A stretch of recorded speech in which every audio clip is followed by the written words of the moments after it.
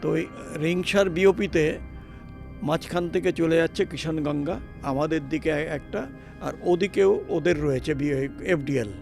তো ওখানে কী হতো, প্রাইমারিলি যেটা আমি বললাম তোমাকে, নিচের থেকে ওখানে কাউকে অ্যাডজুট্যান্টকে বলে দিলাম, কিংবা ওয়াইফকে বললাম যে দেখো অর্ডলিকে পাঠিয়ে দিয়ে কিছু ওই হেলিপ্যাডে, মানে হেলিকপ্টারে করে যেন পাঠিয়ে দেয় কিছু, সেই সব। কারণ ও সব তো ক্যান ফুড, খেয়ে কতক্ষণ খাবে, কতবার খাবে। মানে কতদিন টানা খেতে হতো ক্যান? আমাকে তো 4 মাস থাকতে হয়েছিল এক লাগারে। মানে 4 মাস 4 মাস ওখানে। আর ওই বই আমি আনিয়ে নিয়েছিলাম আমাদের ইউনিট লাইব্রেরি থেকে, ওইখান থেকে সকালবেলায় উঠে মানে খুব গরম জামা কাপড় পরে আমার একটা পার্টি নিয়ে আমরা হাঁটতাম, যে কোনো রকম মার্কিং আমরা চেক করতাম। আর ওই শক্করপাড়া, কফি এগুলো থাকতো।